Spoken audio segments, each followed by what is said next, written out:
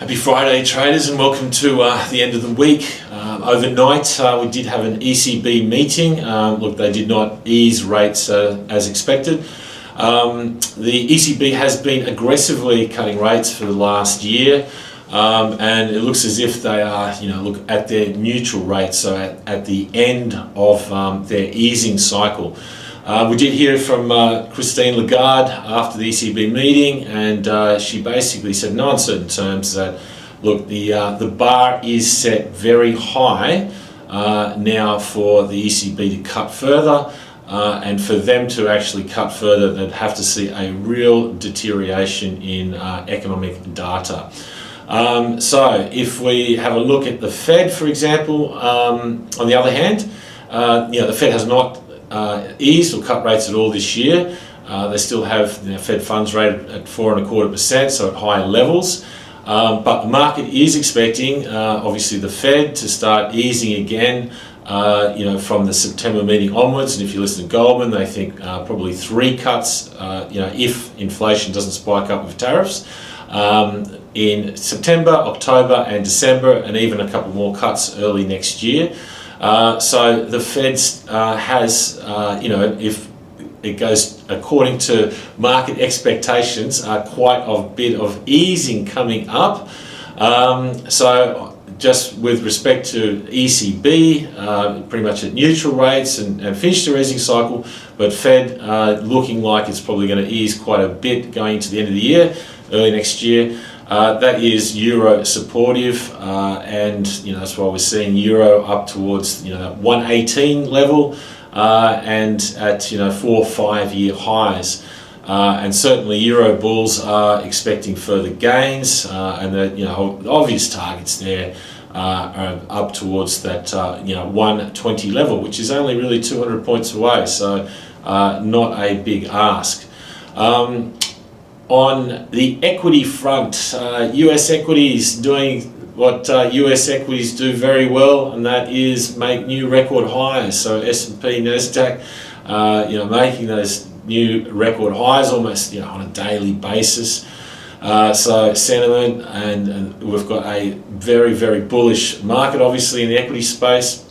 Look, the big news that has driven this next leg higher for US equities, obviously, is what's happened on the trade front with Japan, when they announced a couple of days ago with the US that that they've come to an agreement with the trade deal, and the market is now very optimistic and positive that the EU will probably also come to the table with a trade deal with the US before those tariff deadlines start in the beginning of August. And so no doubt when that comes out, market will probably take another leg up. So yes, look, selling this market at the moment, trying to pick a top or fade any of these moves, it's probably not a good idea. No one knows exactly where this top's going to be, but look, selling this market does not work, it's really just flushing money down the toilet. So at the moment, though, we're going into August soon, obviously, and August is a less of a positive month as far as seasonality is concerned. The last 10 years for July, every single month has been positive for 10 years straight in July. But as soon as we flip it over to August, the last 10 years, we have seen 5 positive months and 5 negative months. So it's a coin flip in August, whether or not US equities end up positive or negative.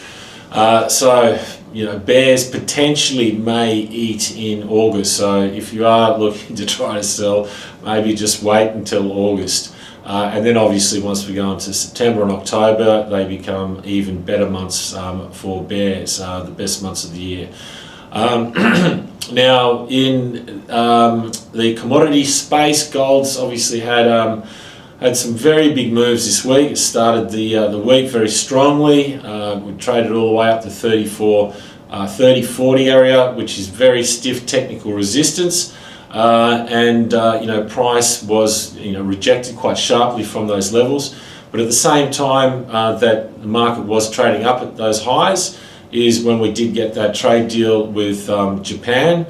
One of the things that gold did rally very sharply on is when the reciprocal tariffs first were announced, and your gold traded up at highs, those record highs at 3,500.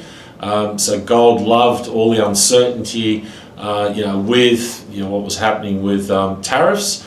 So when we see positive headlines and positive news on tariffs and trade deals, then that's a negative for gold. And ever since that trade news came out, the trade deal, gold has traded lower and sharply lower, and we've almost lost $100 from those 34.30 highs. So yes, I would imagine at the moment, and then also with equities continue to make record highs. Gold being a safe haven, an insurance policy. It's not one of those things that you're rushing in to buy now with what is happening in the market. But look, we are coming into some very good technical support down around about that 33, 30, 40 area. We've got some 1 year uptrend support that comes in around there. But if that does break, then that would open up even lower levels again. But at the moment, obviously, being short gold in the last few days has been working exceptionally well, and I'd be surprised if we didn't see that continue, and possibly even with some more momentum. In the currency space, look, one of the currencies, and we've talked about this quite a bit, is that Aussie, it's a risk currency, follows risk. When you've got equities at record highs, you cannot sell Aussie, it's a buy.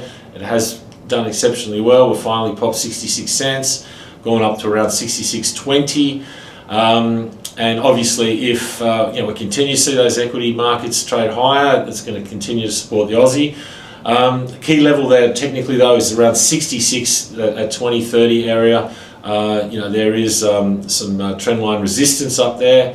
If it does break above there, then potentially we could see a spike and the next momentum move higher for Aussie. So that's something to watch out for. Going into the weekend, look, it has been a pretty quiet week for data and event risks and whatnot, and that's the case for Friday as well. So I'd imagine the market is probably going to continue to trade the bullish sentiment and themes that we've just talked about. So good luck with the trades at the end of the week. Have a great weekend, and we'll catch back in with you next week.